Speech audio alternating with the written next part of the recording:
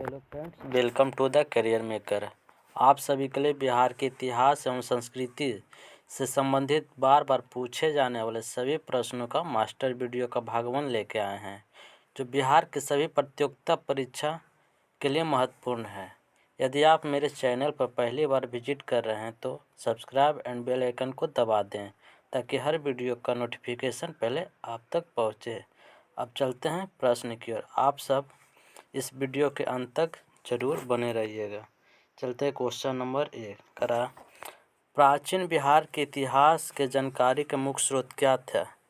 तो भग्नावशेष था, यात्रा वृत्तांत, अभिलेख, सिक्के, धार्मिक ग्रंथ, यानी कि सभी थे। तो इसका आंसर क्या हो जाएगा?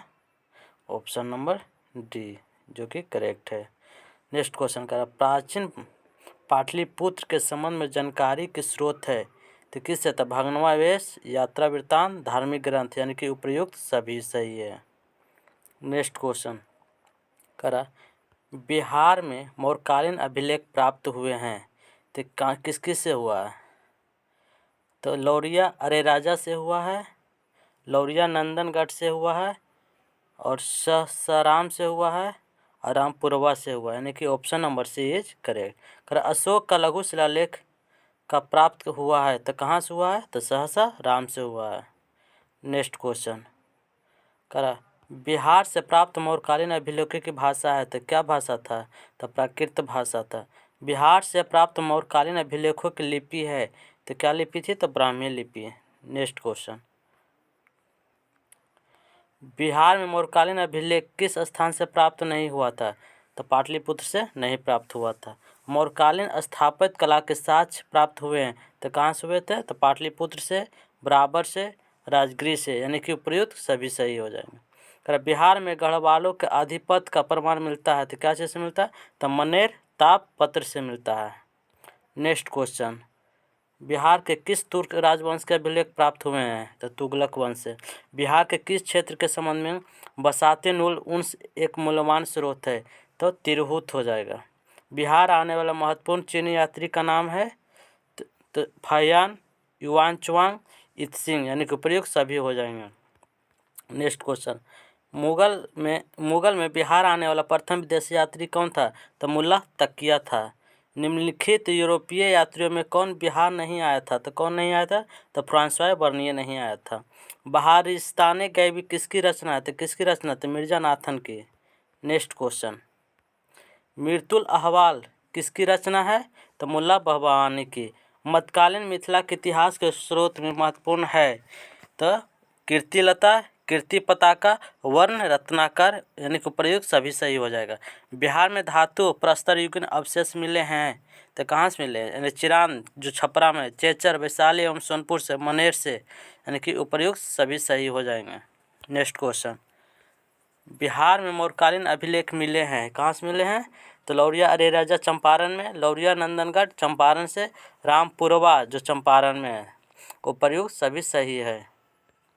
बिहार के गया जिले के अपसट से प्राप्त अभिलेख में किस राजवंश के बारे में जानकारी मिलती है? तो परवर्ती गुप्त वंश के बारे में।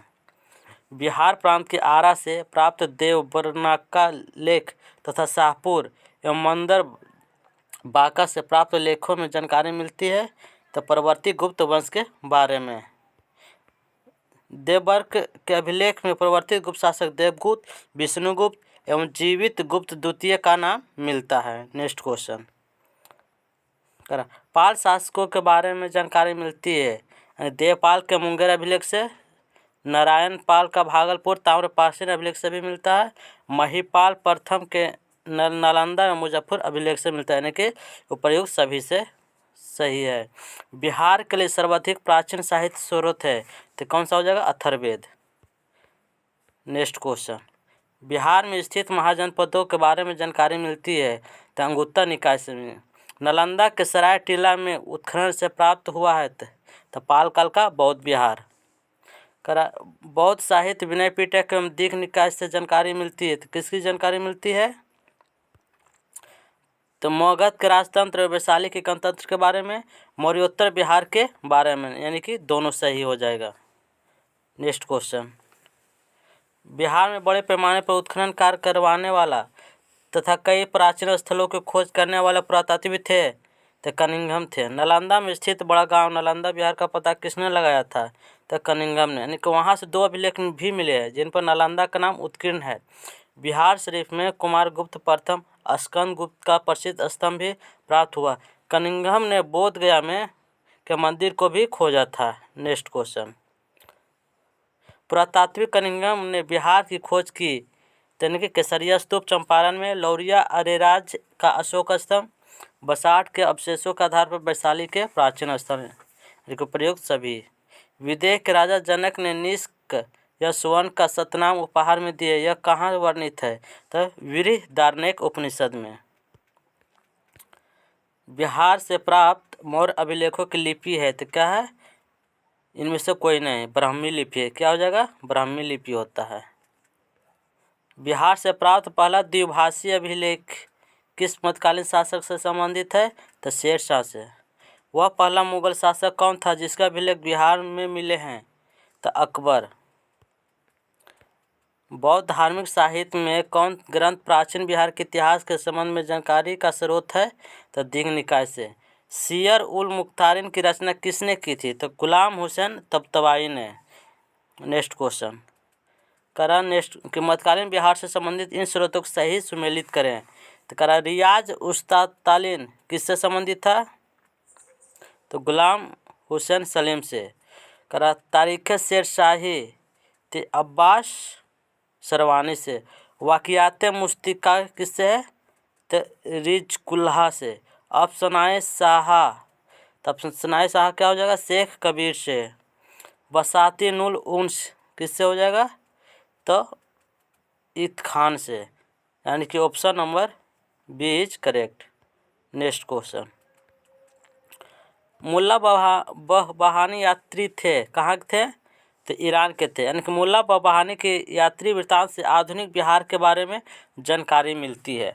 आधुनिक बिहार के अध्ययन के लिए स्रोत है, आधुनिक बिहार के अध्ययन के लिए स्रोत है तो क्या हो जाएगा, यानी कि फ्रांसिस बुकानन द्वारा संकलित विभिन्न रिपोर्ट, डिस्ट्रिक्ट गैजेटर यानी कि land survey and settlement report, fort William India house correspondence serious यानी कि उपयुक्त सभी हो जाएंगे। नेक्स्ट क्वेश्चन, कौटिल्य के अर्थशास्त्र में किस पहलू पर प्रकाश डाला गया था तो किस पहलू पर डाला गया था तो राजनीतिक नीतियों पर। अपसड गया से प्राप्त एक मंदिर का भग्नावशेष प्राप्त हुआ, इसके दीवारों पर कथा दृश्य अंकित है तो किसकी है तो रामायण के। अब नेक्स्ट टॉपिक का प्राचीन बिहार के पूर्व ऐतिहासिक बिहार के बारे में से पूछे जाने वाले प्रश्नों का देखेंगे। बिहार के पूर्व ऐतिहासिक काल का आरंभ हुआ था तो कब से हुआ था 51,000 यानी 40,000 ईसा पूर्व में। नेक्स्ट क्वेश्चन, बिहार में पूर्व ऐतिहासिक काल के अवशेषों में प्राप्त हुए हैं तो क्या चीज़ प्राप्त हुए हैं, कुल्हाड़ियों के फलक, चाकू एवं खुरपी, मृत भांड, यानी कि option number D is correct. Next question, Bihar में आदिमानव के निवास के आरंभिक साक्ष्य कहाँ से प्राप्त हुई है तो कहाँ से हुई, गया ने मुंगेर एवं नालंदा से, मुंगेर एवं नालंदा से। बिहार में आदिमानव की उपस्थिति के आरंभिक साक्ष्य किस युग के हैं तो पूर्व प्रस्तर युग के। बिहार में मध्यवर्ती प्रस्तर युग के साक्ष्य मिले हैं तो मुंगेर से। नेक्स्ट क्वेश्चन, बिहार में चिरांद एवं चेचर से किस युग के अवशेष प्राप्त हुए हैं तो किस युग से हुए हैं तो नव प्रस्तर युग से। बिहार में ताम्र प्रस्तर युग के परिवर्तित चरण के अवशेष कहाँ से प्राप्त हुए हैं तो चिरांद, सारण, चेचर, वैशाली, सोनपुर व मुंगेर, यानी कि उपर्युक्त सभी से प्राप्त हुए हैं। अब क्वेश्चन आ गया ऐतिहासिक काल का आरंभ कैसे हुआ उससे, यानी कि बिहार सहित पूर्वी भारत में आर्यों का आगमन हुआ था, अनुमान था कब हुआ था तो उत्तर वैदिक काल में लगभग 800 ईसा पूर्व में। बिहार सहित पूर्व भारत में आर्यों के विस्तार में सहायक था तो कौन था तो लोहे का उपयोग। श्रुति तथा किंवदंती के अनुसार महाभारत युद्ध के समय बिहार में मुख्य राज कौन कौन थे तो कौन कौन हो जाएंगे, मगध एवं विदेह, अंग एवं लिच्छवी, यानी कि ऑप्शन नंबर ए बी दोनों हो जाएगा। नेक्स्ट क्वेश्चन, वेद के किस ग्रंथ में बिहार के विदेह राज्य में आर्यों के आगमन तथा निवास का साक्ष्य विवरण मिलता है तो शतपथ ब्राह्मण में। लेकिन विदेह की प्रथम चर्चा शतपथ ब्राह्मण में मिलती है। नेक्स्ट क्वेश्चन करा, बिहार का कौन सा प्राचीन राज्य आरंभ में बहुत दिनों तक आर्यवर्त के बाहर था तथा अनार्य जाति के लोगों का आवास स्थल रहा था? तो क्या मगध का। बिहार में उपनिषद काल में ब्राह्मण धर्म तथा ज्ञान का महान केंद्र था। तो कहाँ था? तो विदेह, यानी विदेह के राजा जनक प्रसिद्ध दार्शनिक थे। वह राज्य व्याकरण, साहित्य तथा दर्शन शास्त्र का महत्वपूर्ण केंद्र था। अथर्ववेद में व्रात्य शब्द का प्रयोग किस राज्य के लोगों के लिए किया गया था? तो मगध के लिए, यानी अथर्ववेद के एक सूक्त में पहली बार मगध का वर्णन मिलता है। नेक्स्ट क्वेश्चन, बिहार का कौन सा राज्य उत्तर वैदिक काल का एक महत्वपूर्ण राज्य था? तो विदेह। बिहार के भौगोलिक क्षेत्र की चर्चा सर्वप्रथम किस साहित्यिक रचना से मिलती है? तो शतपथ ब्राह्मण से। महाजनपद से पूछे जाने वाला प्रश्न, छठी शताब्दी ईसा पूर्व में भारत में 16 महाजनपदों का उदय हुआ। इनमें कितने महाजनपद वर्तमान बिहार के क्षेत्रों में स्थित थी? तो कितने थे? तो 3 हो जाएंगे। यानी 16 महाजनपदों के बारे में जानकारी बौद्ध ग्रंथ के अंगुत्तर निकाय से मिलती है। निम्न में से कौन सा महाजनपद वर्तमान बिहार के क्षेत्र में स्थित नहीं था? तो कौन सा नहीं हो जाएगा? वत्स, अंग, अवज्जी और मगध है। नेक्स्ट क्वेश्चन, वत्स नहीं होगा। नेक्स्ट क्वेश्चन, बिहार के किन क्षेत्रों में अंग महाजनपद स्थित था? तो कौन सा हो जाएगा? भागलपुर एवं मुंगेर में था। अंग महाजनपद की राजधानी थी। तो अंग की कहाँ थी? तो चंपा। यानी बुद्ध के समय तक चंपा की गणना भारत के 6 महानगरियों में की जाती है। बिहार के पटना तथा गया का जिला किस महाजनपद में सम्मिलित था? तो मगध में था। मगध महाजनपद की राजधानी थी तो गिरिब्रज। मगध तथा अंग महाजनपद को कौन सी नदी पृथक करती थी? तो चंपा नदी। नेक्स्ट क्वेश्चन, बिहार में स्थित कौन सा महाजनपद 8 राज्यों का एक संघ था? तो वज्जी। वज्जी संघ में कौन सा राज्य सम्मिलित नहीं थे? तो चेदी नहीं थी। वह लिच्छवी, ज्ञात्रक, विदेह था, चेदी नहीं था। वज्जी संघ की राजधानी थी। तो वज्जी संघ की राजधानी कहाँ थी? तो वैशाली। तो लिच्छवी की राजधानी वैशाली थी। बिहार के भागों में स्थित कौन सा महाजनपद में गणतंत्र था? तो वज्जी। नेक्स्ट क्वेश्चन, ईसा पूर्व 6ठी सदी में विश्व की प्रथम गणतंत्रात्मक व्यवस्था कहाँ थी? तो वैशाली में। मगध की प्रथम राजधानी कौन सी थी? तो गिरिब्रज। प्राचीन भारत के 16 महाजनपदों में एक था, यानी कि अंग।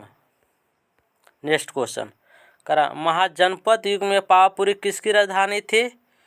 तो मल्ल गणराज्य की। जैन धर्म से संबंधित प्रश्न देखेंगे। जैन धर्म का वास्तविक संस्थापक एवं 24वें एवं अंतिम तीर्थकर महावीर का जन्म कहाँ हुआ था? तो कुंडग्राम में। महावीर का बचपन का नाम क्या था? तो वर्धमान था। महावीर का जन्म स्थल कुंडग्राम बिहार के किस जिले में है? तो वैशाली जिला में। यानी महावीर स्वामी का जन्म का वर्ष आमतौर पर 540 ईसा पूर्व माना जाता है। महावीर स्वामी के जन्म स्थल कुंडग्राम के बिहार के किस जिले में है? तो वैशाली में। महावीर स्वामी के पिता सिद्धार्थ का संबंध था। तो किससे संबंध था? तो वज्जी संघ से। यानी सिद्धार्थ वज्जी संघ के एक गणराज्य कुंडग्राम के गेशात्रक क्षत्रियों के प्रमुख थे। महावीर स्वामी की माता त्रिशला यानी विदेहता राजकुमारी थी। तो कहाँ की थी? तो लिच्छवी की। यानी त्रिशला लिच्छवी प्रमुख चेटक की बहन थी। महावीर स्वामी ने अपना अंतिम उपदेश दिया था। कहाँ दिया था? तो पावापुरी में। पावापुरी बिहार के नालंदा जिला में स्थित है। महावीर की मृत्यु निर्वाण हुई थी। तो कहाँ हुई थी? तो पावापुरी में। नेक्स्ट क्वेश्चन, प्रथम जैन संगीति का आयोजन हुआ था? तो पाटलिपुत्र में। प्रथम जैन संगीति का आयोजन किसके शासनकाल में हुआ था? तो चंद्रगुप्त मौर्य के। प्रथम जैन संगीति की अध्यक्षता किसने की थी?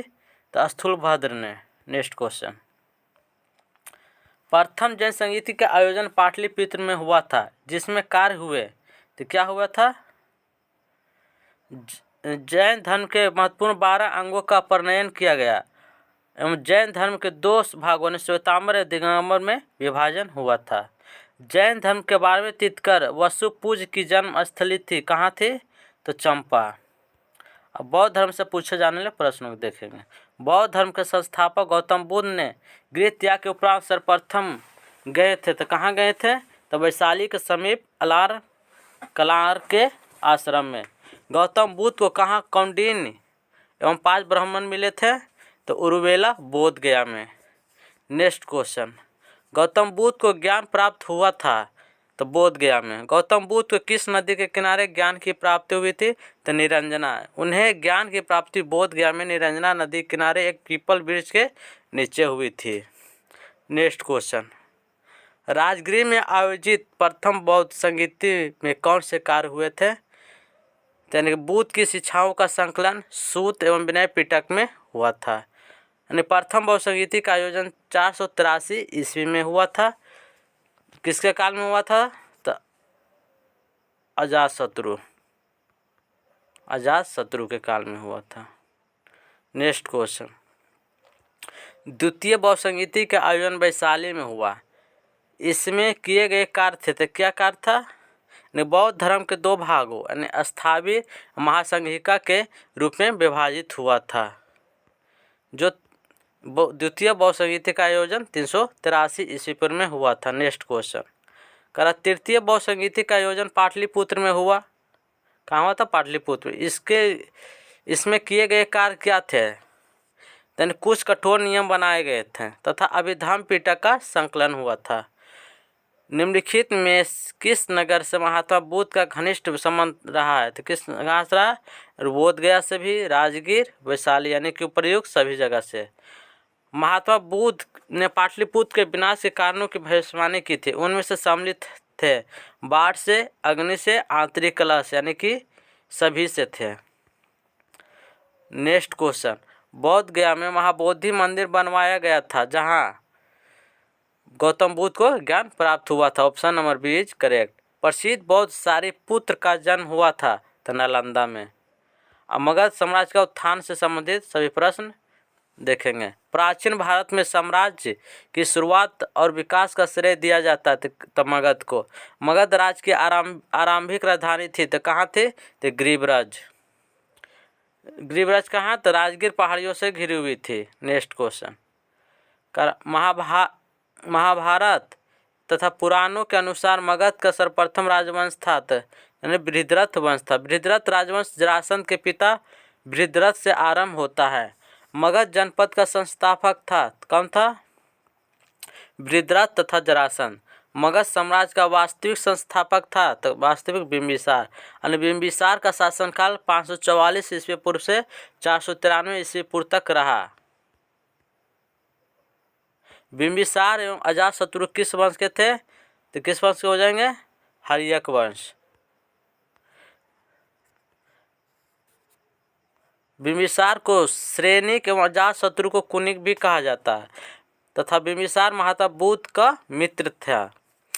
मगध साम्राज्य का उत्कर्ष प्रारंभ हुआ कहाँ हुआ था? तो बिंबिसार के शासनकाल में।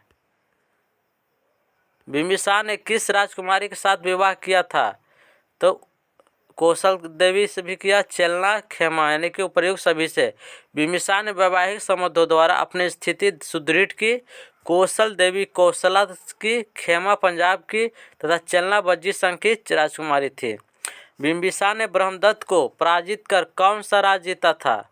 तो अंक को जीता था। हर्यक वंश का दूसरा शासक था अजातशत्रु। यानी अजातशत्रु 493 से 461 ईस्वी पूर्व ने अपने पिता बिंबिसार की हत्या कर सत्ता प्राप्त की थी। राजगीर में दुर्ग तथा स्तूप की स्थापना मगध के किस शासक ने की? तो अजातशत्रु ने। बज्जी संघ के लिच्छवी को पराजित करने वाला मगध का शासक था तो कौन था? तो अजातशत्रु। नेक्स्ट क्वेश्चन, अजातशत्रु के साथ प्रेम संबंध के लिए चर्चित नर्तकी आम्रपाली कहाँ की थी? तो वैशाली की। अजातशत्रु ने किस राज्य के साथ युद्ध में प्रथम बार रथमुसल, महाशिलाकंटक नामक हथियारों का प्रयोग किया था? तो लिच्छवी। प्रथम मगध साम्राज्य का उत्कर्ष किस शताब्दी में हुई थे? तो 6ठी शताब्दी ईसा पूर्व में। पाटलिपुत्र नगर की स्थापना किस शासक ने की थी? तो उदयन ने। अजातशत्रु के बाद उदयन मगध की गद्दी पर बैठा था, उसे उदयभद्र भी कहा जाता है। किस राजा ने पाटलिपुत्र को सर्वप्रथम मगध की राजधानी बनाया? तो उदयन को। हर्यक वंश का अंतिम शासक था तो नागदशक। नेक्स्ट क्वेश्चन करा, हर्यक वंश के उपरांत मगध पर किस वंश की सत्ता स्थापित हुई? तो शिशुनाग वंश के। तो शिशुनाग वंश का संस्थापक शिशुनाग था। सर्वप्रथम मगध के किस शासक ने गिरिब्रज राजगिरी के अतिरिक्त वैशाली को भी अपनी राजधानी बनाया? तो शिशुनाग ने। किस शासक ने पाटलिपुत्र को पुनः राजधानी बनाया और तब से मगध साम्राज्य की राजधानी पाटलिपुत्र ही रही? तो कालाशोक ने। तो कालाशोक को काकवर्ण भी कहा जाता है। नेक्स्ट क्वेश्चन, द्वितीय बहुसंगीति का आयोजन किसके शासनकाल में हुआ था? तो कालाशोक। द्वितीय बहुसंगीति का आयोजन कहाँ हुआ था? तो वैशाली में। द्वितीय बहुसंगीति या समिति का आयोजन 383 ईसा पूर्व में हुआ था। द्वितीय बहुसंगीति की अध्यक्षता की थी तो सवाक मीर ने। नंद वंश का संस्थापक था महापद्मानंद। झा एवं श्रीमाली की पुस्तक प्राचीन भारत में नंद वंश का संस्थापक महानंदिनी को बताया गया है। नेक्स्ट क्वेश्चन, मगध के किस शासक को कली का अंश, परशुराम अवतार, क्षत्रियों का नाशक, सर्वछत्रांग, एक छत्र एवं एकराट कहा गया है? तो महापद्म नंद को। यह नंद वंश का सर्वाधिक प्रतापी शासक था। नंद वंश का अंतिम शासक था तो कौन हो जाएगा? घनानंद। प्रथम बहुसंगीति का आयोजन किसके शासनकाल में हुआ था? तो अजातशत्रु। 483 ईस्वी पूर्व में हुआ था। प्रथम बहुसंगीति का आयोजन कहाँ हुआ था? तो राजगृह में। नेक्स्ट क्वेश्चन, प्रथम बहुसंगीति की अध्यक्षता किसने किया था? तो महाकश्यप ने। मगध साम्राज्य में कलिंग का विलय सर्वप्रथम किया था तो महापद्म नंद ने। निम्नलिखित में से मगध का कौन सा राजा सिकंदर महान का समकालीन था? तो धनानंद। यानी कि सिकंदर के आक्रमण के समय मगध का शासक धनानंद था। निम्नलिखित में से किस राजा ने पाटलिपुत्र को बसाया था? तो उदयन ने। मगध के शासक अजातशत्रु ने किसके आक्रमणों के प्रतिरोध में गंगा और सोन के संगम पर अवस्थित पाटलिपुत्र को सुरक्षित तथा किलों को सुसज्जित किया जो आगे चलकर पाटलिपुत्र नगर बना? तो वैशाली के बिरजियों के। मौर्य साम्राज्य से संबंधित पूछे जाने वाले प्रश्नों को देखेंगे। मौर्य साम्राज्य का संस्थापक था तो चंद्रगुप्त मौर्य। मौर्य साम्राज्य की राजधानी थी तो पाटलिपुत्र। चंद्रगुप्त मौर्य ने मगध की सत्ता किसकी सहायता से प्राप्त की थी? तो चाणक्य, यानी जिसका नाम विष्णुगुप्त है। मौर्य साम्राज्य की स्थापना हुई थी तो 320 ईसा पूर्व में। यूनानी दूत मेगास्थनीज किसके दरबार में पाटलिपुत्र आया था? तो चंद्रगुप्त मौर्य के दरबार में। मेगास्थनीज का पाटलिपुत्र आगमन हुआ था तो कब हुआ था? तो 315 ईसा पूर्व में। चंद्रगुप्त मौर्य के दरबार में मेगास्थनीज को भेजने वाला शासक था तो सेल्यूकस निकेटर। किस शासक के शासनकाल के समय मगध पर 12 वर्षों का भीषण अकाल पड़ा था? तो चंद्रगुप्त मौर्य के। किसके? तो चंद्रगुप्त मौर्य के। नेक्स्ट क्वेश्चन, चंद्रगुप्त मौर्य का प्रधानमंत्री था तो कौन था? तो चाणक्य।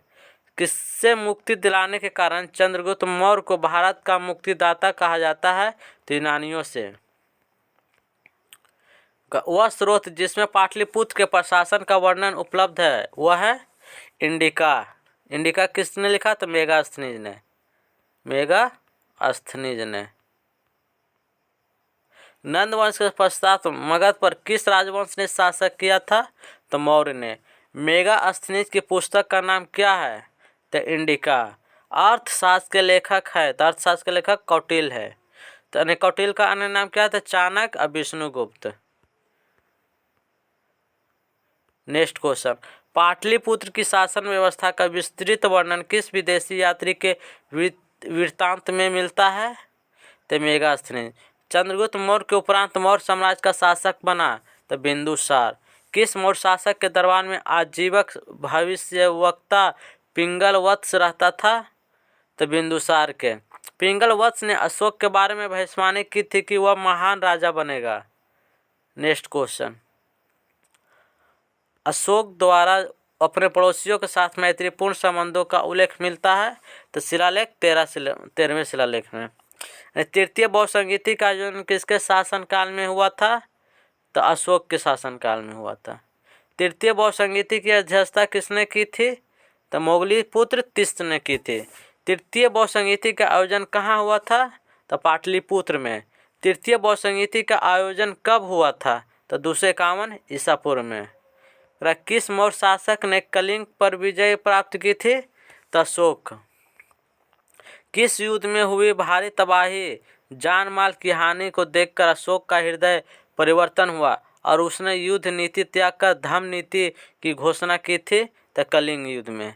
अशोक का धर्म था यानी नैतिक आचार संहिता। मौर्य साम्राज्य का केंद्रीय न्यायालय कहाँ स्थित था? तो पाटलिपुत्र में। अशोक ने अपने धर्म यात्रा के अंतर्गत सर्वप्रथम किस जगह यात्रा की? तो बोध गया। अशोक ने अपने धर्म यात्रा के अंतर्गत बोध गया की यात्रा अपने राज्याभिषेक के किस वर्ष में की थी? तो 10वें वर्ष। नेक्स्ट क्वेश्चन करा, अशोक के स्तंभ लेख बिहार के किस जिले से प्राप्त हुए थे? तो चंपारण से। बिहार से प्राप्त होने वाला अशोक के स्तंभ लेख नहीं है तो रुक्मिणीदेवी नहीं है, बाकी लौरिया अरेराज, लौरिया नंदनगढ़, रामपुरवा हैं। अशोक के समय मौर्य साम्राज्य में 5 प्रांत का उल्लेख मिलता है। प्राची या प्राची प्रांत पूर्वी प्रदेश की राजधानी थी तो पाटलिपुत्र। पाटलिपुत्र में स्थित चंद्रगुप्त का महल मुख्यतः बना था तो किससे बना था? तो लकड़ी का। नेक्स्ट क्वेश्चन चंद्रगुप्त मौर्य का राजप्रसाद स्थित था तो कहाँ स्थित था? तो कुम्भलहार यानी पटना में। कुम्भलहार से 80 स्तंभों वाला मौर्यकालीन सभागार राजमहल का अवशेष मिला है। किस विद्वान ने चंद्रगुप्त मौर्य के राजप्रसाद के बारे में कहा है कि इसकी शान शौकत का मुकाबला बना? तो सूसा और ना एक वेतना कर सकते हैं यानी कि मेरियन ने। चंद्रगुप्त मौर्य के राजप्रसाद के बारे में किसने कहा है कि यह प्रसाद मानवकृत नहीं है वरना देवों द्वारा निर्मित है? तो फाहियान ने। नेक्स्ट क्वेश्चन, किस शासक ने गया के निकट बराबर की पहाड़ियों में आजीविकों के गुफाओं का निर्माण करवाया था? तो अशोक ने। ये 4 गुफा थे, सुदामा, विश्व झोपड़ी, चौपाड़, कर्ण। गया के समीप नागार्जुन की पहाड़ियों में प्रसिद्ध गोपी गुफा का निर्माण करवाया था तो किसने करवाया था? दशरथ ने। दशरथ अशोक का पुत्र था। इसने नागार्जुन पहाड़ियों में आजीविकों के लिए 3 गुफाओं का निर्माण करवाया था जिसमें गोपी गुफा भी सम्मिलित थी। नेक्स्ट क्वेश्चन, मौर्यकालीन चामर गढ़नी अच्छी प्राप्त हुए हैं, कहाँ से हुए थे? दीदारगंज पटना में। इसे स्त्री रत्न नाम भी दिया गया है। क्या होगा? तो इससे स्त्री नाम भी दिया गया। बिहार के किस स्थान से मौर्यकाल में बनने जैन तीर्थंकरों को प्रतिमा प्राप्त हुई है? तो लोहानीपुर पटना से। पाटलिपुत्र के नगर निर्माण तथा सुंदरता का वर्णन किया है तो मेगास्थनीज ने। नेक्स्ट क्वेश्चन करा, पाटलिपुत्र के किस शासक ने सर्वप्रथम अपनी राजधानी बनाया है? तो चंद्रगुप्त मौर्य ने। अशोक के शासनकाल में बौद्ध सभा किस नगर में आयोजित की गई थी? तो पाटलिपुत्र में। नेक्स्ट क्वेश्चन, किसके शासनकाल में मिस्र के राजा फिलाडेल्फस टॉलमी द्वितीय ने डियानीसियस नामक राजदूत को पाटलिपुत्र भेजा था? तो बिंदुसार। किस विद्वान के अनुसार चंद्रगुप्त मौर्य ने पालीब्रोथस यानी पाटलिपुत्रक उपनाम धारण किया था? तो स्ट्रैबो ने।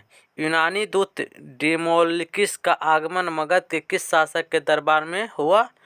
तो बिंदुसार के। नेक्स्ट क्वेश्चन, केवल वह स्तंभ जिसमें अशोक ने स्वयं को मगध का सम्राट बताया है? तो भाबरू स्तंभ। नेक्स्ट क्वेश्चन, बराबर की गुफाओं का उपयोग किसने आश्रय गृह के रूप में किया था? तो आजीविकों ने। अशोक की राजधानी कहाँ थी? तो पाटलिपुत्र। मौर्य काल में पाटलिपुत्र का प्रशासन 30 नागरिकों की सभा संचालित करती थी जो 5 सदस्यों की 6 समितियों में संगठित थी। यह कथन किसका है? तो मेगास्थनीज का। नेक्स्ट क्वेश्चन करा, मौर्य प्रशासन के संबंध में कौन सा कथन सही है? यानी कि यह केंद्रीकृत है, करों का बोझ अधिक था और प्रशासन तंत्र कठोर था, यानी कि उपयुक्त सभी सही है। अशोक के संबंध में कौन सा कथन सही है? उसने धर्म विजय की नीति अपनाई थी, जो कि सही है। उसने विदेशों से संबंध स्थापित किए थे, ये भी सही है। उसने प्रजा हित और कल्याण के उपाय किए थे, यानी कि उपयुक्त सभी कथन सही है। देवनाम पी के नाम से किस शासक ने अपने आप को संबोधित किया? तो अशोक ने। धम्म महामात्र के कार्य क्या थे? यानी कि धम्म नीति का क्रियान्वयन, लोगों के बीच दान वितरण, जन कल्याण के उपाय, यानी कि प्रयोग सभी थे। मौर्यकालीन प्रशासन में रज्जु कौन थे? तो न्यायिक अधिकारी, सैनिक अधिकारी, कर वसूलने वाले अधिकारी, यानी इनमें से कोई ही नहीं थे, रज्जु कोई नहीं थे। मौर्यकालीन विद्वानों में किन का नाम आता है? यानी कि कौटिल्य का भी, पाणिनि, उपवर्ष, यानी कि उपर्युक्त सभी तीनों का आया था। नेक्स्ट क्वेश्चन, मौर्यकाल स्थापत्य के सुंदर उदाहरण है, तो क्या हो जाएगा? पाटलिपुत्र स्थित राजप्रासाद के अवशेष, दीदारगंज की अच्छी बराबर की गुफाएं, यानी कि option B is right. Ashoka की धम्म नीति की जानकारी मिलती है तो द्वितीय स्तंभ लेख से, सातवें शिलालेख से, द्वादश शिलालेख यानी कि 12वें शिलालेख से, यानी उपयुक्त सभी हो जाएंगे। कर रहा है, अशोक के किस अभिलेख में दान और धम्म दान के अंतर को स्पष्ट किया गया है? तो 9वें शिलालेख में। मौर्य साम्राज्य के पतन में कौन सा कारण शामिल नहीं है? तो आर्थिक संकट शामिल नहीं, बाकी विदेशी आक्रमण, अयोग्य शासक, प्रांतीय विद्रोह शामिल है। अब मौर्योत्तर बिहार से पूछे जाने प्रश्नों का देखेंगे। मौर्य साम्राज्य के उपरांत मगध पर किस वंश का शासन स्थापित हुआ? तो शुंग वंश। तो शुंग वंश का शासनकाल है 185 ईस्वी से 75 ईसा पूर्व तक रहा था।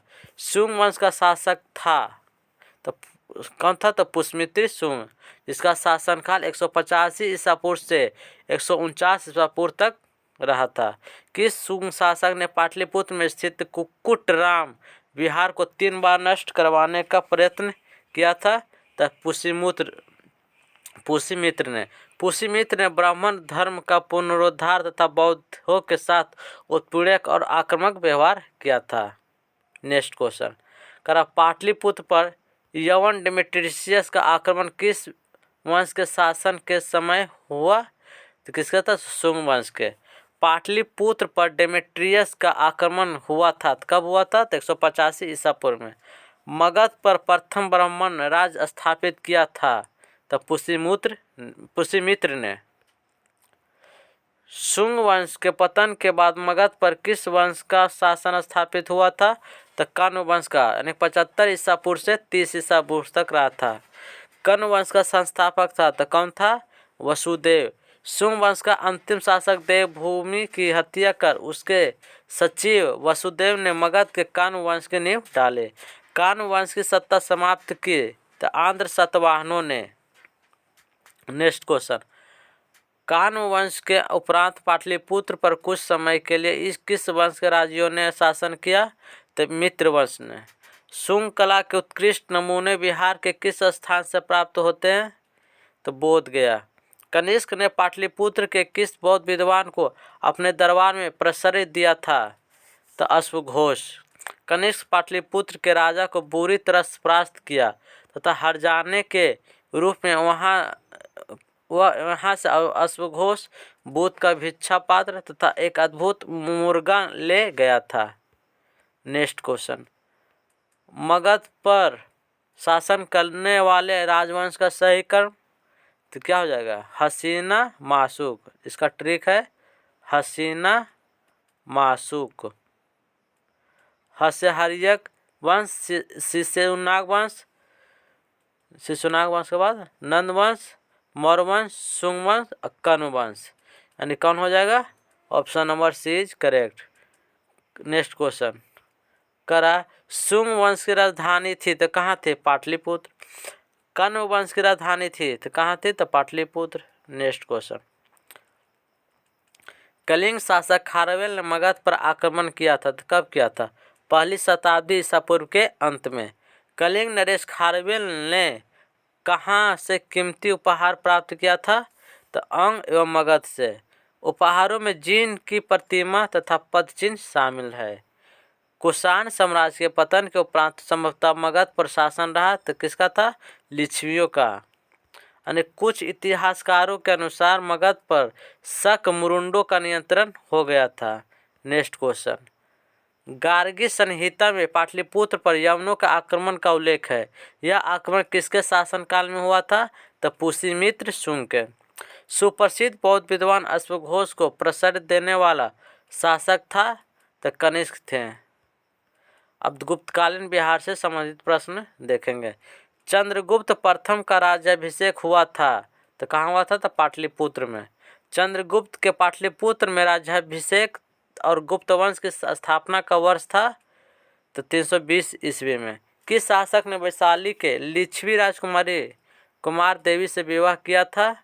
तो चंद्रगुप्त प्रथम। नेक्स्ट क्वेश्चन, चंद्रगुप्त प्रथम ने 320 ईस्वी में महाराजा धीराज की उपाधि धारण की थी।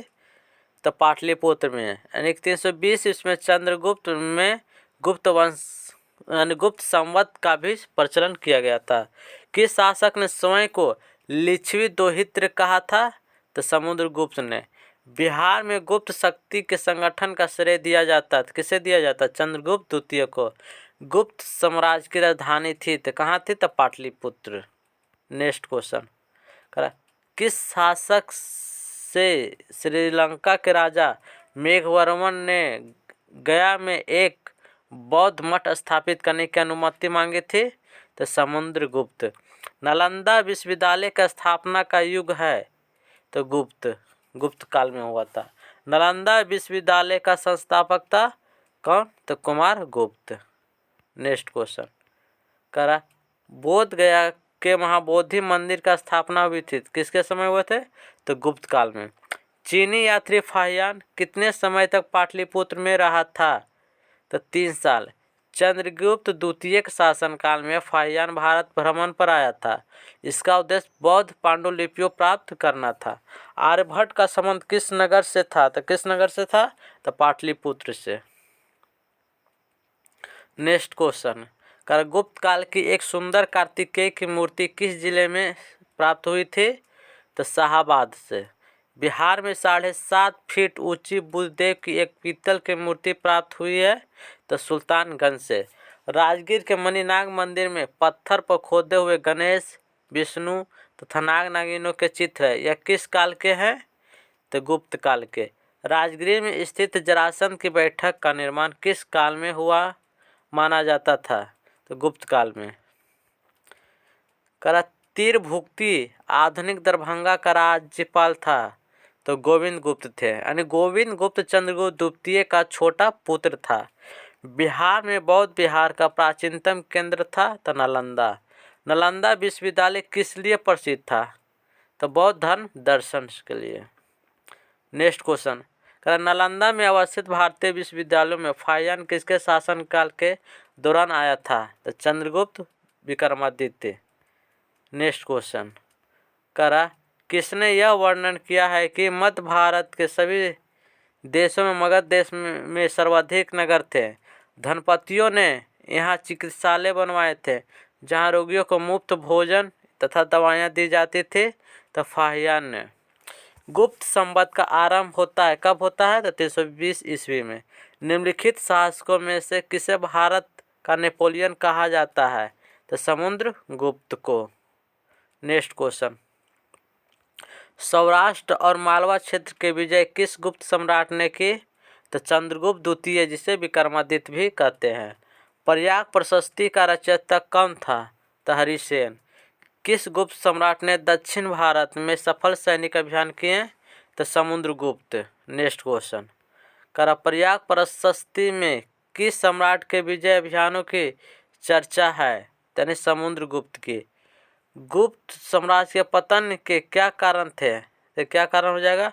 हुनों के आक्रमण, प्रशासन का सामंती स्वरूप, यानी कमजोर शासक। यानी option number C is correct. Next question करा मगध पर मिहिर कुल का आक्रमण किस शासक के समय हुआ? तो नरसिंह गुप्त के समय। करा गुप्त काल ज्ञान विज्ञान के विकास का स्वर्णिम युग था। इनमें योगदान करने वाले विद्वान थे तो कौन कौन थे? वराह मिहिर हो जाएंगे, आर्यभट्ट थे और ब्रह्मगुप्त थे, यानी कि option number C is correct. Magadha के परवर्ती गुप्त शासक के से संबंधित प्रश्न देखेंगे। मगध के परवर्ती गुप्त शासक का संस्थापक था तो कृष्णगुप्त, यानी कृष्णगुप्त का शासनकाल लगभग 510 से 525 ईस्वी तक रहा। मगध के किस परवर्ती गुप्त शासक ने मौखरी शासक को पराजित किया था?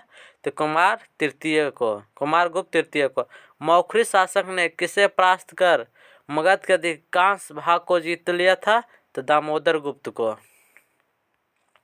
हर्षवर्धन ने किसे मगध के क्षेत्र में अपना प्रतिनिधि बनाया था? तो माधव गुप्त को।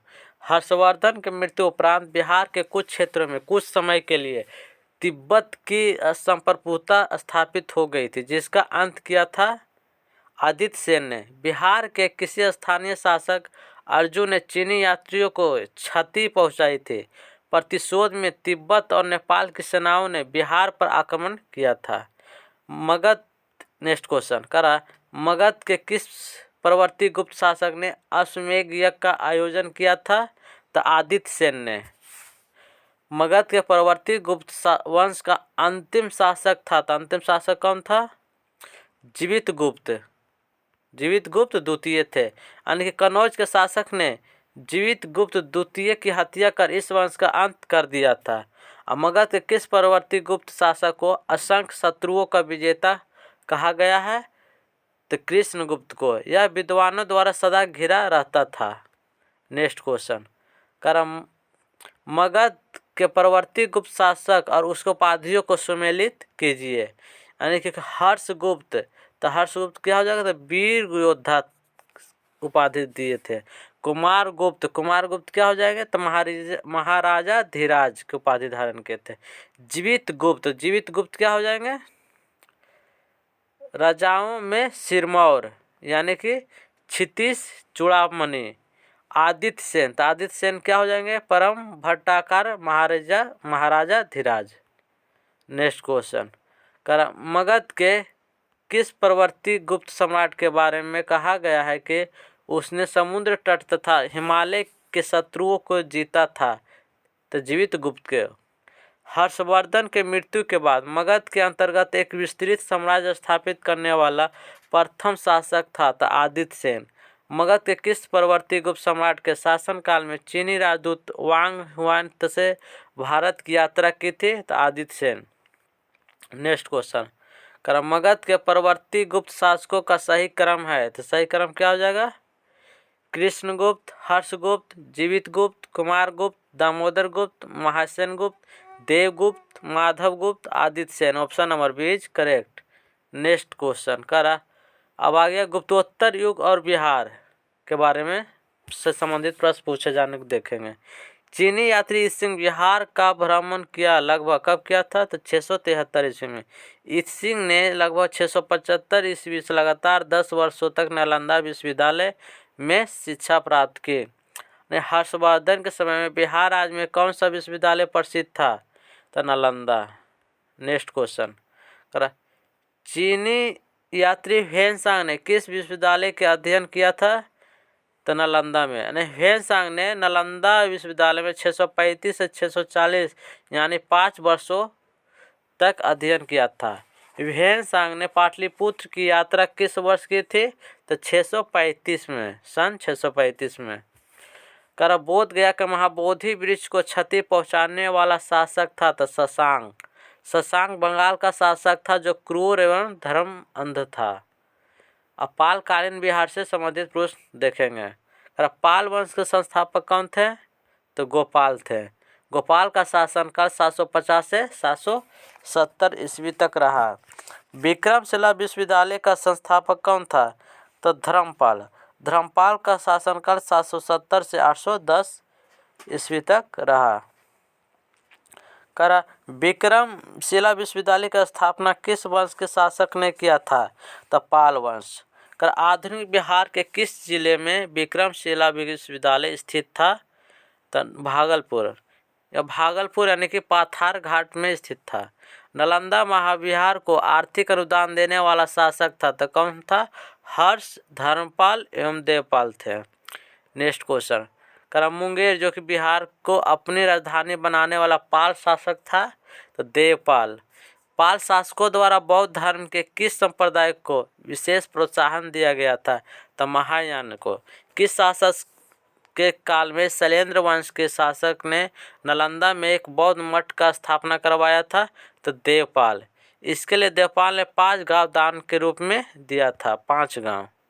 नेक्स्ट क्वेश्चन, नालंदा विश्वविद्यालय के खर्च के लिए किसने 200 गांवों को दान में दिया था? तो धर्मपाल। किस शासक ने ओदंतपुरी यानी बिहार शरीफ में बौद्ध विहार की स्थापना करवाया था? तो गोपाल ने। किस काल में कांसे की मूर्तियों के निर्माण की एक उन्नत शैली का विकास बिहार में हुआ था? तो पाल युग के समय। करा बिहार में पाल युग में कांस्य से निर्मित मूर्ति की एक उन्नत शैली का विकास हुआ। कांस्य मूर्तियों के निर्माण की इस शैली में निर्णायक देन थी तो किसका था? तो धीमन एवं विठपाल की। नेक्स्ट क्वेश्चन, करा पालकालीन कांस्य मूर्ति कलाकार धीमन एवं विठलपाल कहाँ के निवासी थे? तो कहाँ के थे? तो नालंदा के। यानी धीमन का पुत्र कौन था? तो विठपाल था। का पालकालीन कांस्य प्रतिमाएं सांचे में ढली है, इसका साक्ष्य मिलता है नालंदा एवं कुर्किहार यानी गया से। पालकालीन मूर्ति कलाकार धीमन एवं विठलपाल समकालीन थे। किसके समकालीन थे? तो धर्मपाल एवं देवपाल के। नेक्स्ट क्वेश्चन, चित्रित पांडुलिपि अष्टसहस्रारिका प्रज्ञा परिमित और पंचरज किस युग के हैं? तो किस युग के हैं? तो पाल युग के हैं। पालकालीन चित्रकला का भित्ति चित्र रूप कहाँ से प्राप्त हुआ है? तो नालंदा से। पाल शासक अपना आदेश प्रसारित करते थे तो पाटलिपुत्र से। पाल काल में श्रीनगर भुक्ति कहा जाता था? तो मगध को। नेक्स्ट क्वेश्चन, देवपाल के अनुमति से सुमात्रा के राजा बलदेव पुत्र ने कहाँ विदेशी विद्यार्थियों के लिए छात्रावास का निर्माण करवाया था? तो नालंदा में। अब मिथिला के कन्नाट शासक से संबंधित प्रश्न पूछे जाने वाला देखेंगे। मिथिला या तिरहुत के कन्नाट राज्य का उदय कब हुआ था? 1997 से 98 ईस्वी में। इसके किसके शासनकाल में हुआ था? तो रामपाल के। मिथिला या तिरहुत के कन्नाट राज्य का संस्थापक था? तो नन्ही देव थे। नेक्स्ट क्वेश्चन, करा मिथिला के कन्नाट शासकों की राजधानी थी, कहाँ थे? तो सिमरावगढ़ में। कन्नाट वंश का अंतिम शासक था हरिसिंह। कन्नाट वंश का पूर्णतः अंत हुआ था तो कब हुआ था? तो 1378 ईस्वी में। बिहार में किसके समय में पंजी प्रबंध का विकास हुआ था? तो कन्नाट शासक के समय। तिब्बती इतिहासकार धर्म स्वामी तिरहुत आया था, कब आया था? तो 1234 ईस्वी में। बख्तियार खलजी के आक्रमण के समय कन्नाट राज्य का पर किसका शासन था? तो नरसिंह देव को। तुर्क सेनापति तुगरिल तुगन द्वारा मिथिला पर आक्रमण की चर्चा करने वाला विदेशी यात्री है, कौन है? यानी कि लामा तारानाथ और धर्म स्वामी मीन। यानी कि option number D B C दोनों हो जाएंगे। नेक्स्ट क्वेश्चन, करा तुगरिल तुगन के अभियान के समय कन्नाट राज्य का शासक था? तो रामसिंह देव थे। कन्नाट शासकों में कौन एक महान समाज सुधारक था? तो हरिसिंह देव थे। नेक्स्ट क्वेश्चन, पंजी प्रबंध मिथिला क्षेत्र में किसके शासनकाल में मुख्य रूप से विकसित हुआ है? तो हरिसिंह देव के समय। अब मध्यकालीन बिहार से संबंधित प्रश्न देखेंगे। तो बिहार में तुर्कों का आगमन से संबंधित। कर बिहार में तुर्क सत्ता का संबंध कौन था? तो इब्न बख्तियार खलजी थे। इसका पूरा नाम इख्तियारुद्दीन मोहम्मद इब्ने बख्तियार खलजी था।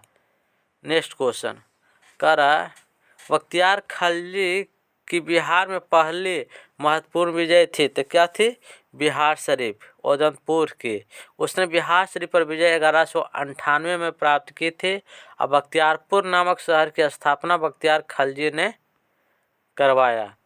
बिहार में तुर्क सत्ता की स्थापना हुई थी 1198 में। बख्तियार खलजी ने अपना प्रशासनिक मुख्यालय बनाया था तो बिहार शरीफ में। नेक्स्ट क्वेश्चन, नालंदा विश्वविद्यालय को किसने ध्वस्त किया था? तो बख्तियार खलजी ने, यानी बख्तियार खलजी के शव को बिहार शरीफ में दफनाया गया है। बख्तियार खलजी के आक्रमण के समय पाल वंशीय शासक था, कौन था? तो इंद्रयुम्न पाल। बख्तियार खिलजी के आक्रमण के समय सेन वंशीय शासक था तो लक्ष्मण सेन थे। नेक्स्ट क्वेश्चन, बिहार में सूफी संतों का आगमन किस शताब्दी में हुआ? तो 12वीं शताब्दी में। बिहार में आने वाले पहले सूफी संत थे तो कौन थे? मोमिन आरिफ। मनेर की विजय से किस सूफी संत का संबंध था? तो ताज फकीर। अब देखते हैं सल्तनत कालीन बिहार से संबंधित प्रश्न। बिहार में सैनिक अभियान आयोजित करने वाला पहला सुल्तान था इल्तुतमिश। बिहार को दिल्ली सल्तनत के अधीन करने वाला प्रथम सुल्तान था तो इल्तुतमिश थे। इल्तुतमिश ने 1225 ईस्वी के लगभग किसे पराजित कर बिहार पर अधिकार किया था? तो हिसामुद्दीन ऐबज ने। नेक्स्ट क्वेश्चन, बिहार में से कौन सल्तनत काल में बिहार का प्रांतपति नहीं रहा था? तो मुबारिज खां। किस काल में बिहार पर दिल्ली सल्तनत के सुल्तानों का निर्णायक वर्चस्व स्थापित हुआ? तो तुगलक काल में। बिहार के कनाट वंश के शासक हरीश सिंह देव को पराजित करने वाला सुल्तान था गयासुद्दीन तुगलक। नेक्स्ट क्वेश्चन, मोहम्मद बिन तुगलक ने बिहार के किस नगर का नाम तुगलकपुर कर दिया था? तो दरभंगा को, जो तिरहुत भी कहते हैं। दरभंगा में एक दुर्ग जामा मस्जिद का निर्माण करवाने वाले सुल्तान था तो मोहम्मद बिन तुगलक। तुगलक काल में बिहार की राजधानी थी बिहार शरीफ, यानी बिहार शरीफ आधुनिक नालंदा जिले में स्थित है। नेक्स्ट क्वेश्चन, बिहार राज्य का नाम बिहार किसने दिया था? तो तुर्कों ने।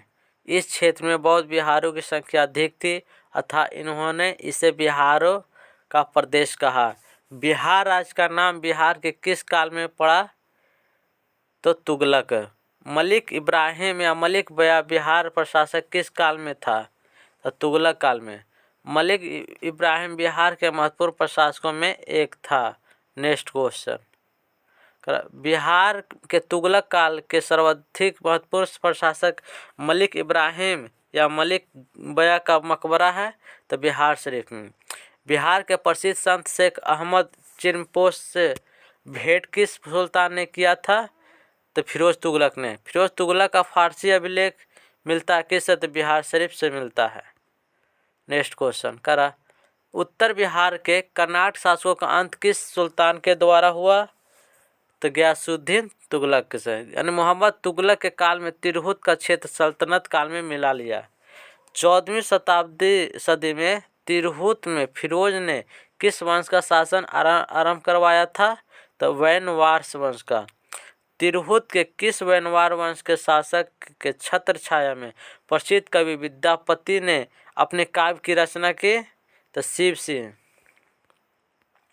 बिहार में प्रारंभिक तुर्क गतिविधियों के संदर्भ में महत्वपूर्ण जानकारी के प्रमुख स्रोत हैं तो तबकाते नासरी। इब्राहिम लोदी के काल में बिहार के किस सूबेदार ने सुल्तान के विरुद्ध विद्रोह किया? तो दरिया खां नोहानी। बिहार के जनजातीय क्षेत्र के लिए झारखंड शब्द का प्रयोग पहली बार हुआ, कब हुआ था? तो 13वीं शताब्दी में। नेक्स्ट क्वेश्चन, वर्तमान बिहार क्षेत्र के लिए बिहार नाम सर्वप्रथम किस रचना में मिलता है? तो तबकाते नासरी में। किस सुल्तान के तिरहुत को तुगलकपुर का नाम लिया था? तो मोहम्मद बिन तुगलक। किस सुल्तान ने तिरहुत यानी तुगलकपुर से अपने सिक्के जारी किए? तो मोहम्मद बिन तुगलक। नेक्स्ट क्वेश्चन, किस सुल्तान ने राजगीर स्थित जैन मंदिर को अनुदान दिए थे? तो फिरोज शाह तुगलक। तुगलक काल में बिहार के प्रांतपति पद पर आसीन रहे तो मलिक बया एवं मजदुल मुल्क दोनों थे।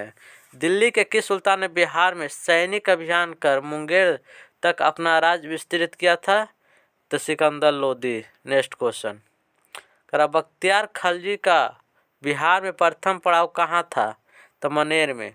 बिहार शरीफ स्थित मलिक बया के मकबरे की विशेषता है तो क्या है? तो सलामी दीवारें अथवा लंबुतरा गुंबद अथवा। मनेर स्थित बड़ी दरगाह में किसका मजार है? तो किसका मजार है? तो मुकदुम याहिया की। अब चेरो वंश एवं उज्जैनियों वंश से संबंधित प्रश्न को देखेंगे। पूर्व मध्यकाल में सोन नदी की घाटी के क्षेत्र में किस जनजातीय राज का उत्थान हुआ था? तो खरवार।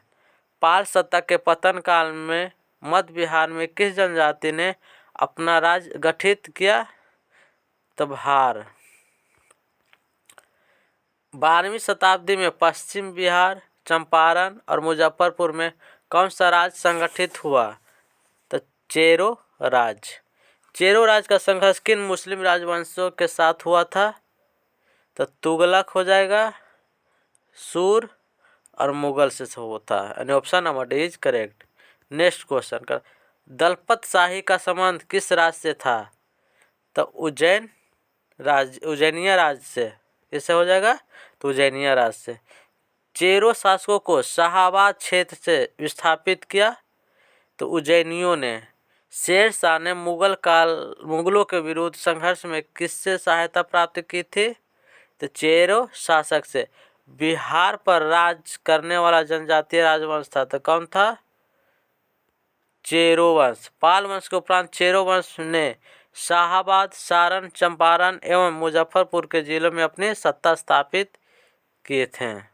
नेक्स्ट क्वेश्चन, किस चेरो राजा ने जगदीशपुर के मेले की शुरुआत की? तो फूलचंद ने। कौन? तो फूलचंद। चेरो जनजातियों की शक्ति का वास्तविक पतन किसके द्वारा हुआ? तो उज्जैनियों शासक। भोजपुर में उज्जैनियों वंश का संस्थापक था तो कौन थे? संतन सिंह। संतन सिंह का मूल नाम देवराज था। यह उज्जैनी, डुमरांव, बक्सर एवं जगदीशपुर में एक महत्वपूर्ण शक्ति थे। नेक्स्ट क्वेश्चन, भोजपुर के उज्जैनी शासकों की राजधानी रही कहाँ थी?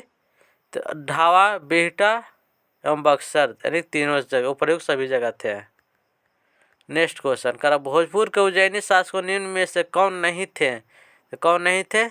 तो बागमल नहीं, तो बाकी संग्राम देव, राजा राम शाही, राजा नारायण मल, ये तीनों थे। चांद एवं मुंड जो मुंडेश्वरी नामक मंदिरों से जुड़े हैं, ये संबंधित है शाहबाद के चेर से। अब चलते देखते बिहार में अफगान राज से संबंधित पूछे जाने वाले प्रश्न। बिहार में अफगान सत्ता के आरंभिक उत्कर्ष में निर्णायक देन थी तो किसकी थी? तो नुहानी कबीले की। सिकंदर लोदी ने 1495-96 में किस बिहार का प्रभारी नियुक्त किया? तो किसे? दरिया खान नुहानी को। हुसैन शाह सरकी को पराजित कर इसे बिहार का प्रभारी बनाया गया था। बिहार में नुहानी राज का संस्थापक था तो कौन था? तो मोहम्मद शाह नुहानी। नेक्स्ट क्वेश्चन, मोहम्मद खान लोहानी का असली नाम बहार खां था। इसने दिल्ली सल्तनत से अपनी स्वतंत्रता घोषित कर दी और उत्तर बिहार का क्षेत्र सारण इत्यादि एक अन्य अफगानी नुसरत खां यानी बंगाल के सुल्तान के अधीन था। महमूद लोदी को विस्थापित कर बाबर ने किसे बिहार का प्रशासक नियुक्त किया? तो किसे किया था? तो जलाल खां को। यह मोहम्मद शाह नुहानी का पुत्र था। सूर सम्राट शेर शाह सूरी 1540 से 1545 तक चला था, यानी कि सूर वंश की संस्थापक किसने की थी? तो शेर शाह। तो शेर शाह का बचपन का नाम क्या था? तो फरीद खां। नेक्स्ट क्वेश्चन, शेर शाह को शेर खां की उपाधि दी थी तो किसने दी थी? तो मोहम्मद नुहानी ने। तो एक शेर मारने के उपलक्ष्य में उसे शेर खां की उपाधि दी गई थी। शेर खां के पिता हसन खां जागीरदार थे तो कहाँ के थे? तो सासाराम के। शेर खां बिहार के किस शासक का संरक्षक नियुक्त हुआ था? तो जलाल खां। बिहार में शेर शाह का राजनीतिक वर्चस्व किस युद्ध में उसकी विजय के साथ स्थापित हुआ था? तो सूरजगढ़ का युद्ध में। नेक्स्ट क्वेश्चन, कर शेर शाह के किस युद्ध में हुमायूं को पराजित किया गया था? तो चौसा के युद्ध और बिलग्राम तथा कनौज का युद्ध में।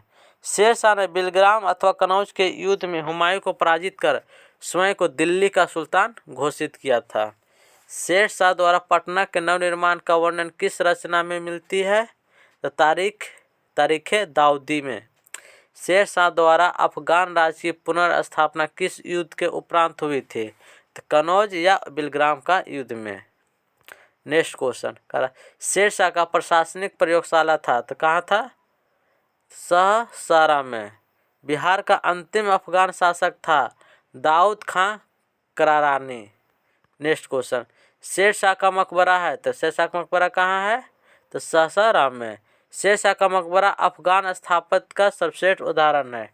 शेर शाह द्वारा पटना का दुर्ग और पटना का राजधानी बनाने की चर्चा कहाँ मिलती है? तो कहाँ मिलती है? तारीखे दाऊदी में। तारीखे दाऊदी की रचना अब्दुल्ला ने की थी। शेर शाह द्वारा कौन सा कार्य किया गया है? यानी कि जब्त प्रणाली की शुरुआत किया गया था। सिकंदर गज्जी एवं सन की डंडी का प्रयोग भी किया गया था और रुपयों का प्रचलन भी किया गया। यानी प्रयोग सभी कथन जो शेर शाह के द्वारा किया गया था। नेक्स्ट क्वेश्चन, बिहार राज्य में स्थित सासाराम रोहतास के किले का निर्माण करवाया था शेर शाह ने। किसने करवाया था? तो शेर शाह ने। निम्न में से कौन सा कार्य शेर शाह द्वारा नहीं किए गए थे? तो कौन सा कार्य नहीं किए गए थे? तो इबादत खान का निर्माण। यानी इबादत खान का निर्माण किसने करवाया था? तो अकबर ने करवाया था। बाकी देश की भूमि का सर्वेक्षण, ग्रैंड ट्रंक रोड यानी सड़क आजम, किसानों को पट्टा देने कबूलियत की प्रथा का आरंभ शेर शाह द्वारा किया गया था। मध्यकाल में पटना का नवनिर्माण करवाया गया था तो कहाँ करवाया गया था? शेर शाह। किसने करवाया था? शेर शाह ने। नेक्स्ट क्वेश्चन, सासाराम किसके मकबरे के लिए प्रसिद्ध है? तो शेर शाह सूरी के लिए, हसन खां सूर के लिए और इस्लाम शाह यानी प्रयुक्त तीनों के लिए प्रसिद्ध है। शेर शाह के मकबरा के संबंध में क्या सही है? यानी कि यह झील के मध्य में स्थिर अष्टकोणीय आकार का है जो कि सत्य है। यह मकबरा चौकोर चबूतरे पर बना है जिसके चारों ओर सीढ़ियाँ जो कि सत्य है। इसकी छत एक भव्य गुंबद के रूप में जो कि सत्य है। यानी प्रयुक्त सभी कथन सत्य हैं। पटना को प्रांतीय राजधानी बनाया था तो किसने बनाया था? तो शेर शाह ने। नेक्स्ट क्वेश्चन, सुप्रसिद्ध संत शेख बड़न किस अफगान शासक के समकालीन थे? तो किसके थे? तो शेर शाह एवं इस्लाम शाह के शासनकाल में। अष्टकोणीय मकबरों की श्रृंखला में अंतिम मकबरा है इस्लाम शाह का। शेर शाह के अधीन बिहार में कितनी सरकारें यानी प्रमंडल थी? तो 7। नेक्स्ट क्वेश्चन, शेर शाह द्वारा पटना के किले और नगर को बनाने में कितना व्यय हुआ था? तो 5 लाख रुपया। अब मुगलकालीन बिहार से संबंधित प्रश्नों देखेंगे। बिहार को सर्वप्रथम अपने साम्राज्य में मिलाने वाला मुगल शासक था तो अकबर। बिहार को मुगल साम्राज्य के प्रांत का दर्जा दिया गया तो 1580 में। किस मुगल शासक ने मनेर की बड़ी दरगाह का भ्रमण किया था? तो बाबर ने। नेक्स्ट क्वेश्चन, किस मुगल शासक ने मनेर ने बंगाल के सुल्तान से भेंट की थी? तो हुमायूं ने। पटना की विजय में किस मुगल शासक ने भाग लिया था? तो अकबर। किस मुगल राजकुमार ने अपने विद्रोह के क्रम में बिहार में शरण ली थी? तो शाहजहां। नेक्स्ट क्वेश्चन, मुगलकालीन बिहार में कितनी सरकारें प्रमंडल थी? तो कितनी हो जाएगी? 7। अकबरकालीन बिहार के सूबेदारों में सबसे प्रसिद्ध कौन था? तो राजा रमान सिंह। बिहार किस मुगल सूबेदार ने रोहतास को अपनी राजधानी बनाया था? तो राजा मान सिंह ने। किस मुगल शासक ने समय में बिहार में सर्वाधिक विद्रोह हुए? तो अकबर। नेक्स्ट क्वेश्चन, बिहार में मुगलकालीन इमारतों में सबसे पुराना है तो हाजीपुर की जामा मस्जिद। राजकुमार अजीम द्वारा अजीमाबाद को बसाने पर कितना व्यय हुआ था? तो 1 करोड़ रुपया। बिहार में राजकुमार अजीम का कार्यकाल था 1702 से लेकर 12 तक। औरंगजेब के शासनकाल में बिहार में सरकारों की संख्या थी तो 8 थी। किस मुगल शासक के शासनकाल में खोखरा देश यानी छोटा नागपुर की विजय संपन्न हुई थी? तो जहांगीर के समय। सिख गुरुओं में किनका बिहार से घनिष्ठ संबंध रहा था? तो किसका था? यानी कि गुरु नानक, गुरु तेग बहादुर एवं गुरु गोविंद सिंह से संबंधित थे। नेक्स्ट क्वेश्चन करा, किस मुगल सम्राट के शासनकाल में बिहार पर दिल्ली का नियंत्रण वस्तुतः समाप्त हो गया था? तो फर्रुखसियार। ईरानी यात्री मोहम्मद सादी किस मुगल शासक के समय में बिहार आया था? तो जहांगीर के समय। ईरान यात्री अब्दुल लतीफ किस मुगल शासक के शासनकाल में बिहार आया था? तो अकबर के समय। राजा मान सिंह को बिहार प्रांत का प्रांतपति नियुक्त किया था? तो अकबर ने। राजा मान सिंह ने रोहतास को अपनी राजधानी बनवाया था। नेक्स्ट क्वेश्चन करा कि मुगल शासक जहांगीर ने 1621 ईस्वी में किसे बिहार का प्रांतपति नियुक्त किया था? तो किसे किया था? तो राजकुमार परवेज को। राजकुमार अजीम को किसने बिहार का सूबेदार बनाया था? तो औरंगजेब ने। पटना को अजीमाबाद नाम दिया था तो किसने दिया था? राजकुमार अजीम ने। नेक्स्ट क्वेश्चन करा, वह प्रथम मुगल सम्राट जिसका राज्याभिषेक बिहार में हुआ?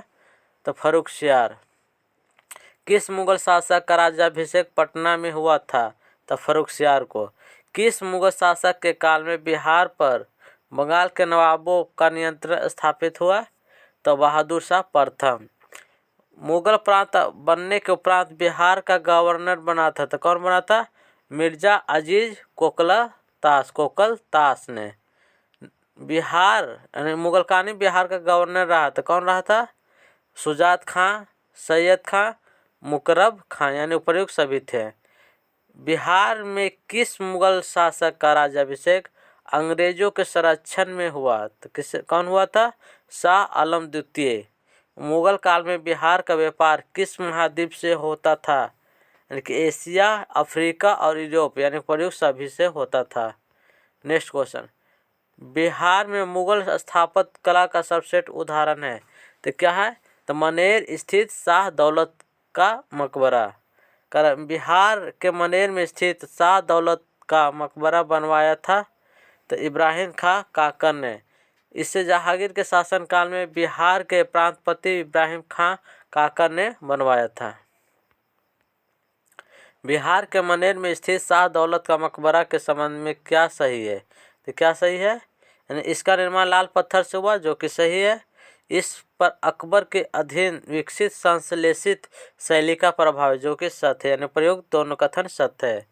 इसका निर्माण कब हुआ था? तो 1617 में हुआ था। यह बिहार में मुगल शैली का सर्वश्रेष्ठ उदाहरण है। 1556 से 57 में मुगल शासक अकबर ने किसकी विद्वता के पुरस्कार में उसे मिथिला को राज दे दिया था? तो किसे? तो महेश ठाकुर। शाहजहां के काल में बिहार का सूबेदार था तो कौन था? तो शाइस्ता खां। नेक्स्ट क्वेश्चन करा, अकबर के बंगाल तथा बिहार को मुगल साम्राज्य में मिलाया था तो 1576 में। अकबर ने बंगाल और बिहार को सन 1575 से 76 ईस्वी में अपने साम्राज्य के अधीन कर लिया था। मुगल काल में किस वर्ष बिहार को बंगाल सूबे का अंग मान लिया गया था? तो किससे मान लिया गया था? कब? तो 1733 में। आधुनिक बिहार से संबंधित प्रश्न को अब देखेंगे। पहला टॉपिक है बंगाल के नवाब और बिहार से। नवाब अली वर्दी खां की बिहार में कार्यकाल थी तो कब थी? 1734 से 40 तक। नेक्स्ट क्वेश्चन अली वर्दी खां ने बंगाल की गद्दी पर अधिकार किया था तो कब किया था? तो 1740 में। बंगाल के नवाबों में किसने राजधानी मुर्शिदाबाद से हटाकर मुंगेर में स्थापित की? तो मीर कासिम ने। 1748 में बिहार के किस उप नवाब की हत्या हुई थी? तो हैबत जंग के। नेक्स्ट क्वेश्चन है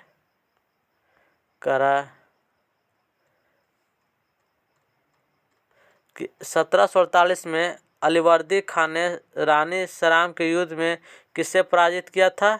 तो अफगानों को। नेक्स्ट क्वेश्चन, निम्नलिखित में कौन बिहार का प्रथम नायब आजिम था? तो कौन था? तो राजा राम नारायण थे। नेक्स्ट क्वेश्चन, 1733 में मुगल सम्राट मोहम्मद शाह ने किसे बिहार की सूबेदारी प्रदान की थी? तो शुजाउद्दीन को किए थे। अलीवर्दी खान ने बिहार में अफगानों को किस युद्ध में पराजित किया था? तो पटना के युद्ध में। नेक्स्ट क्वेश्चन, बिहार में कहाँ अलीवर्दी खान ने मराठों को पराजित किया था? तो फतुहा के समीप। बिहार के किस उपनवाब को अफगानों ने हत्या कर दी थी? तो जैनुद्दीन हैबत जंग में, यानी कि 1748 में उसका वध किया गया था। नेक्स्ट टॉपिक है बिहार में यूरोपीय कंपनी से संबंधित प्रश्न। यूरोपीय व्यापारिक कंपनियों में किसे पटना में अपनी फैक्ट्री स्थापित नहीं की थी? तो फ्रांसीसी नहीं किए थे। बिहार से यूरोपीय कंपनियों क्या व्यापारिक सामग्री प्राप्त करती थी? यानी कि अनाज, सोरा, वस्त्र, प्रयुक्त सभी करते थे। अंग्रेजों की बिहार के साथ व्यापार में मुख्य आयात सामग्री थी, तो क्या थे? उपयुक्त सभी थे, यानी कि अनाज थे, सोरा और अफीम। नेक्स्ट क्वेश्चन, किस अंग्रेज यात्री ने बिहार में 1670 से 71 में भीषण अकाल की चर्चा की है? तो जॉन मार्शल ने। अंग्रेज यात्री पीटर मुंडी किस मुगल शासक के समय में बिहार आया था? तो शाहजहां। यूरोपीय कंपनियों द्वारा बिहार में स्थापित फैक्ट्री मुख्यतः थे, तो कौन कौन थे? भंडारण केंद्र, व्यापारिक केंद्र और प्रशासनिक केंद्र थे, यानी option number D is correct.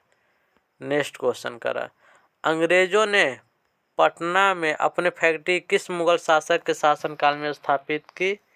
तो शाहजहां। बिहार के क्षेत्र में सर्वप्रथम कौन आए थे?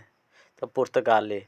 अंग्रेजों ने 1620 में बिहार में सर्वप्रथम कहाँ अपने व्यापारिक केंद्र स्थापित करने का प्रयास किया था? तो आलमगंज, पटना में। उन्हें वास्तविक सफलता 1651 में मिली थी। नेक्स्ट क्वेश्चन, अंग्रेजों की घटना फैक्ट्री का प्रधान जॉब चरनाक कब बना? तो कब बना था? तो 1664 में। बिहार में डच यानी हॉलैंड या नीदरलैंड फैक्ट्री का स्थापना कब हुई थी? तो 1632 में।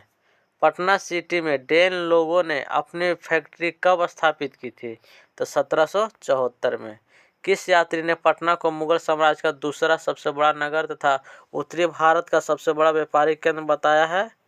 तो तेवनिये ने, यानी कि यह फ्रांसीसी थे। तेवनिये क्या थे? फ्रांसीसी थे। किस यात्री ने मुगल काल में पटना की जनसंख्या 2 लाख बताया था? तो मैनरिक ने बताया था। नेक्स्ट क्वेश्चन, वर्तमान पटना कॉलेज की उत्तरी इमारत डच फैक्ट्री थी। वर्तमान गुलजार बाग स्थित गवर्नमेंट प्रिंटिंग प्रेस थी। तो अंग्रेजी फैक्ट्री थी। कैसी? तो अंग्रेज फैक्ट्री। अंग्रेज और बिहार से संबंधित प्रश्न देखेंगे। प्लासी की 1757 के उपरांत बिहार का उपनवाब बना, तो कौन बना था? तो मीरन बना था। नेक्स्ट क्वेश्चन, बिहार के किस नवाब ने मुंगेर को अपनी राजधानी बनाया था? तो मीर कासिम। बिहार आने वाला पहला अंग्रेज यात्री था तो रॉल्फ फिंच। बिहार में ब्रिटिश सत्ता का सर्वप्रथम विरोध किया तो अली गौहर ने। अली गौहर ने कब पटना का घेरा डाला था? तो कब डाला था? 1760 में। ईस्ट इंडिया कंपनी को बंगाल, बिहार एवं उड़ीसा में दीवानी का अधिकार प्रदान किया तो शाह आलम द्वितीय ने किया था। अंग्रेजों के अधिकार 1765 में मिला था। नेक्स्ट क्वेश्चन, मीर कासिम ने अपनी राजधानी मुर्शिदाबाद से हटाकर मुंगेर क्यों ले गया था? क्योंकि अंग्रेजों के हस्तक्षेप से मुक्त रहने के उद्देश्य से। बिहार के लिए एक लगान परिषद यानी रिवेन्यू काउंसिल ऑफ पटना का गठन हुआ था। तो कब हुआ था? तो 1770 में। इसके अध्यक्ष थे जेम्स अलेक्जेंडर थे। धीरज नारायण को हटाकर सिताब राय को कंपनी द्वारा बिहार का नायब दीवान कब बनाया गया था? तो 1767 में। नेक्स्ट क्वेश्चन, पटना में गोलघर का निर्माण क्यों किया गया था? तो अनाज के भंडारण के लिए। नेक्स्ट क्वेश्चन, पटना में स्थित गोलघर का निर्माण किस गवर्नर जनरल के काल में हुआ था? तो लॉर्ड कॉर्नवालिस। यानी गोलघर का निर्माण जॉन गैस्टिन ने कराया था। बिहार में अंग्रेजों द्वारा किए गए प्रशासनिक परिवर्तन के संबंध में क्या सही है? यानी कि बिहार में फौजदारी प्रशासन को 1790 तक अपने नियंत्रण में ले लिया था, जो कि सत्य है। 1866 में सारण जिला को 2 भागों में बांटा गया, यानी एक सारण और दूसरा चंपारण। 1875 में तिरहुत को मुजफ्फरपुर और दरभंगा की 2 इकाइयों में विभाजित किया गया, यानी कि प्रयुक्त सभी कथन सत्य हैं। नेक्स्ट क्वेश्चन, पटना के पहले अंग्रेज मजिस्ट्रेट थे तो कौन थे? चार्ल्स फ्रांसिस ग्रांट थे। बिहार में सोरे के व्यापार का एकाधिकार अंग्रेजों को किसने प्रदान किया था? तो मीर जाफर। 18वीं शताब्दी में बिहार सोरे के लिए काफ़ी प्रसिद्ध रहा। बिहार के क्षेत्र में 1757 के 58 के मध्य मीर जाफर एवं अंग्रेजों का विरोध आरंभ किया था तो कौन? तो राजा रामनारायण ने, पहलवान सिंह ने, कामगार खां एवं सुंदर सिंह ने, यानी प्रयुक्त सभी कथन सत्य है। यानी कामगार खां नरहट के जमींदार थे और पहलवान सिंह भोजपुर के तथा राजा सुंदर सिंह टिकारी के थे। नेक्स्ट क्वेश्चन, मीर कासिम ने कहाँ बंदूकों एवं तोपों की कारखाना स्थापित की थी? तो मुंगेर में। बक्सर का युद्ध हुआ था तो कब हुआ था? 23 सितंबर 1764 को। बक्सर बिहार के युद्ध में अंग्रेजी सेना का नेतृत्व किसने किया था? तो हेक्टर मुनरो ने किया था। यानी बक्सर का युद्ध मीर कासिम, बंगाल, शुजाउद्दौला अवध तथा शाह आलम द्वितीय मुगल का संयुक्त सेना था और अंग्रेजों के बीच हुई थी। नेक्स्ट क्वेश्चन, बक्सर के युद्ध में किसे विजय प्राप्त हुई थी? तो ईस्ट इंडिया कंपनी को। बक्सर का युद्ध अंग्रेज और मीर कासिम के बीच व्यापारिक चुंगियों के संबंध में मतभेद के कारण हुई थी।